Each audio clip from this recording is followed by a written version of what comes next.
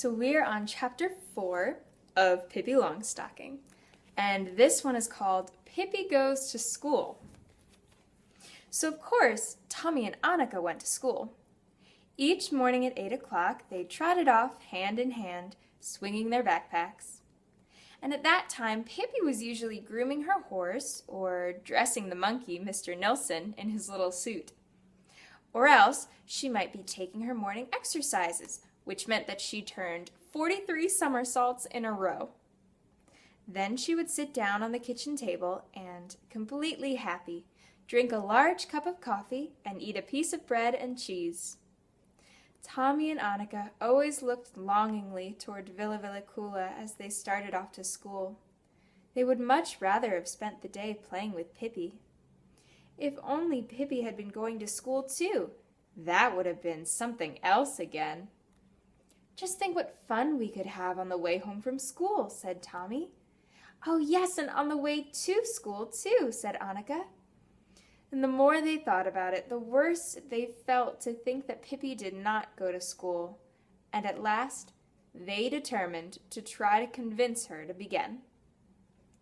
"You can't imagine what a nice teacher we have," said Tommy artfully to Pippi one afternoon, when he and Annika had come for a visit at Villa Kula after they finished their homework. "If only you knew what fun it is in school," Annika added. "I would die if I couldn't go to school." Pippi sat on the counter, bathing her feet in a tub.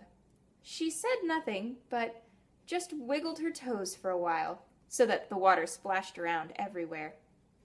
"You don't even have to stay so very long," continued Tommy. "Just until 2 o'clock. "Yes, and besides, we get Christmas vacation, and Easter vacation, and summer vacation," said Annika. Pippi bit her big toe thoughtfully, but still said nothing. Suddenly, as if she had made a decision, she poured all the water onto her kitchen floor, so that Mr. Nilsson, who sat near her playing with a mirror, got his pants absolutely soaking wet. "It's not fair," said Pippi sternly, without paying any attention to Mr. Nilsson's puzzled expression about his wet pants. "Oh, it is absolutely unfair, and I won't stand it." "What's the matter now?" asked Tommy. "Well, in 4 months it will be Christmas, and then you'll get to have Christmas vacation. But what do I get?" Pippi's voice sounded sad. "No Christmas vacation, not even the tiniest bit of a Christmas vacation," she complained. "Well, something will have to be done about that. Tomorrow morning, I'm going to go to school." Tommy and Annika clapped their hands with delight. "Oh, hurrah! We'll wait for you outside our gate at 8 o'clock. "Oh, no," said Pippi. "I couldn't begin as early as that. And besides, I'm going to ride to school." And ride she did. Exactly at 10 o'clock the next day, she lifted her horse off the porch, and a little later, all the people in the town ran to their windows to see whose horse it was that was running away. Well, that is, they thought he must be running away, but it was only Pippi, in a bit of a hurry to get to school. She galloped wildly into the schoolyard, jumped off the horse, tied him to a tree, and burst into the schoolroom, with such a noise and a clatter that Tommy and Annika and all of their classmates jumped in their seats. "Hi there!" cried Pippi, waving her big hat. "Did I get here in time for the pleddification?" Tommy and Annika had told their teacher that a new girl named Pippi Longstocking was coming, and the teacher had already heard about Pippi in their little town. As she was a very pleasant teacher, she had decided that she would do everything she could to make Pippi happy in school. Pippi threw herself down on an empty bench, without anyone inviting her to do so, but the teacher paid no attention to her heedless way. She just said, in a very friendly voice, "Welcome to school, little Pippi. I hope that you will enjoy yourself here and learn a great deal." "Oh yes, and I hope I'll get some Christmas vacation," said Pippi. "That's the whole reason I came. It's only fair, you know." "Okay, if you would first tell me your whole name," said the teacher, Then I can register you in the school. My name is Pippi Delicatessa, Window Shade Macromint Ephraim's daughter Longstocking, daughter of Captain Ephraim Longstocking, formerly the terror of the sea, and now a cannibal king. Pippi's really only a nickname, you know, because Papa thought that Pippi was too long to say. Indeed, said the teacher. Well, then, we will call you Pippi too. But now, she continued, suppose we test you a little and see what you know. You are a big girl, and no doubt you know a lot already. Let's start with arithmetic. Arithmetic is another word for math. It's an older word.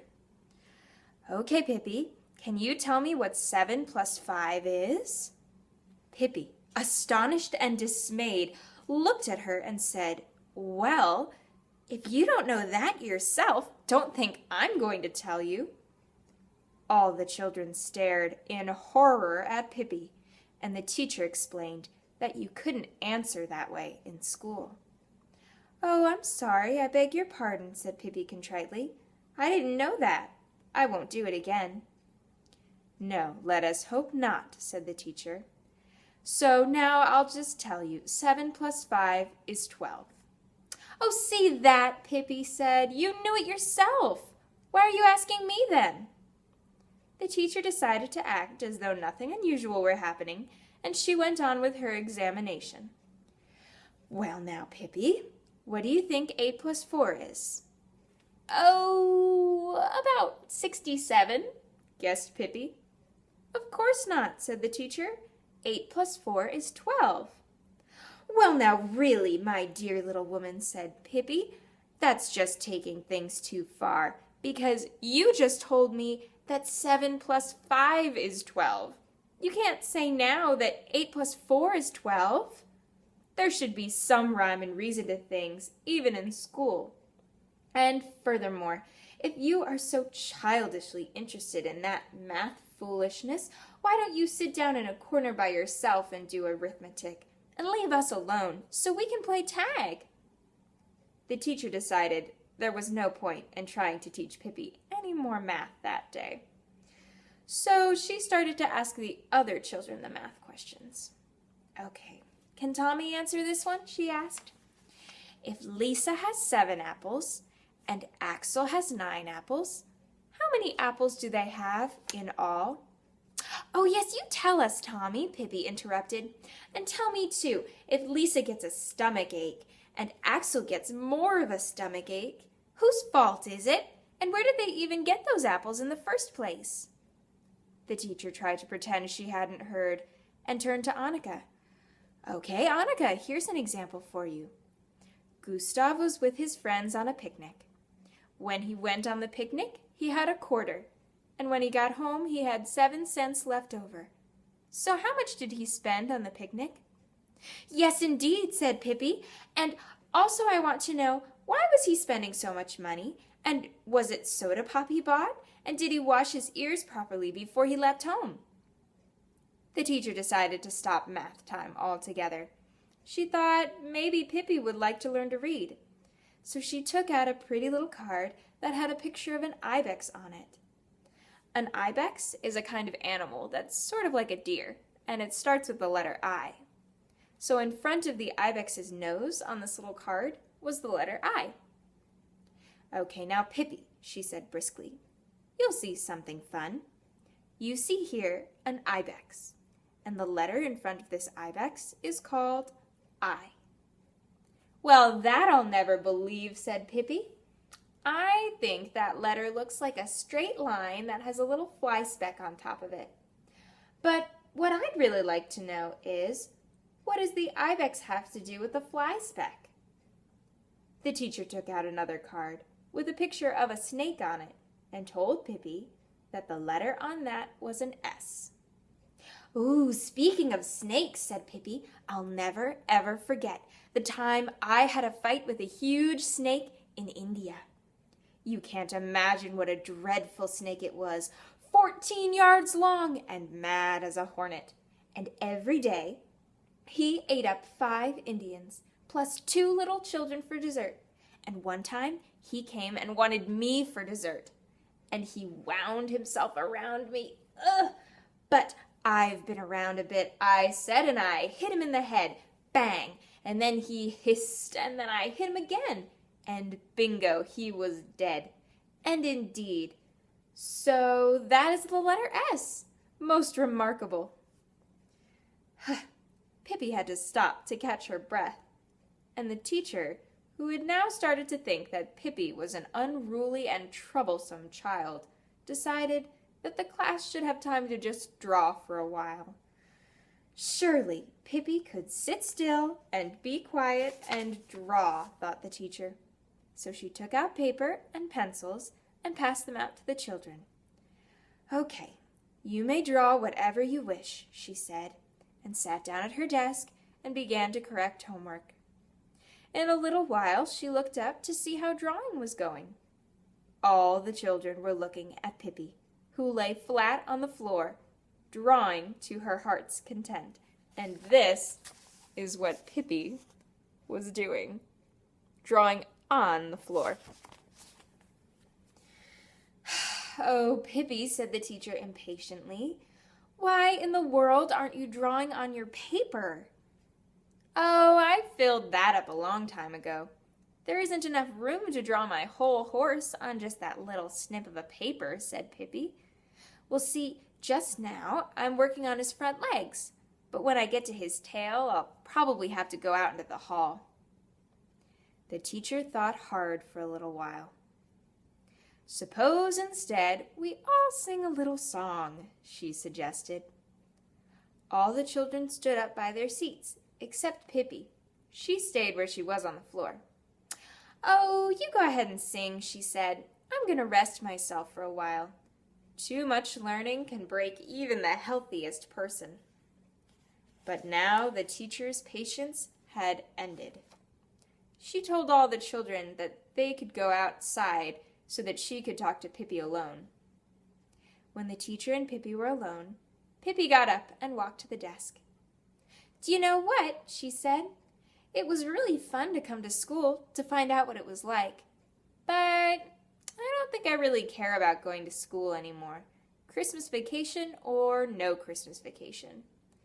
There's just too many apples and ibexes and snakes and things like that, and it makes me dizzy in the head. I hope that you, teacher, won't be sorry. But the teacher said she certainly was sorry, most of all because Pippi wouldn't behave herself decently, and that any girl who acted as badly as Pippi did wouldn't be allowed to go to school, even if she really wanted to. Oh, have I been behaving badly? Asked Pippi, much astonished. Goodness, I didn't know that, she added, and looked very sad. And nobody could look as sad as Pippi when she was sad. She stood silent for a while, and then she said in a trembling voice, You understand, teacher, don't you, that when you have a mother who's an angel and a father who's a cannibal king, and when you've sailed on the ocean your whole life, then you just don't know how to behave in school with all the apples and the ibexes. Then the teacher said she understood and she didn't feel annoyed with Pippi any longer, and maybe Pippi could come back to school when she was a little older. Pippi positively beamed with delight. Oh, I think you're awfully nice, teacher. Oh, and here's something for you. Out of her pocket, Pippi took a lovely little gold watch and laid it on the desk. The teacher said she couldn't possibly accept such a valuable gift from Pippi, but Pippi replied, Oh, you've got to take it. Otherwise, I'll come back again tomorrow, and that would be a pretty how-do-you-do. Then Pippi rushed out to the schoolyard and jumped on her horse. All the children gathered around to pet the horse and to see her go. You ought to know about the schools they have in Argentina, said Pippi, looking down at the kids. That's where you should go. In Argentina, Easter vacation begins just 3 days after Christmas vacation is over. And when Easter vacation is over, there are only 3 days, and then it's summer vacation. Summer vacation ends on November 1st, and then you have a tough time until Christmas vacation begins 10 days later, on November 11th. But that's pretty okay, because at least there are no lessons. In fact, it's against the law to have lessons in Argentina. Once in a while, it happens that some Argentine kid sneaks into a closet and he sits there studying a lesson. But it's too bad for him if his mother finds him. Math, they don't have it all in school. And if there is any kid who knows what 7 plus 5 is, they make him stand in the corner all day. That is, if he's foolish enough to let the teacher know that he knows. They have reading on Friday, but only if they have some books, which they never have. But what do they do in school? Asked one little boy. They eat caramel candy, said Pippi decidedly. You see, there's this long pipe, and it goes right from a caramel candy factory directly into the schoolroom window. So caramels keep shooting out of the pipe all day long, and the children have all they can do to eat them up in time. Yes, but what does the teacher do? Asked one little girl. Well, takes the paper off the caramels for the children, of course. You didn't suppose they took the wrappers off themselves, did you? Oh, hardly. In fact, they don't even go to school themselves. They send their brothers. Pippi waved her big hat. So long, kids, she cried gaily. Now, you won't see me for a while, but always remember how many apples that Axel had, or you'll be sorry. With a ringing laugh, Pippi rode out through the gate, so wildly that the pebbles whirled around the horse's hooves, and the window panes rattled in the schoolhouse.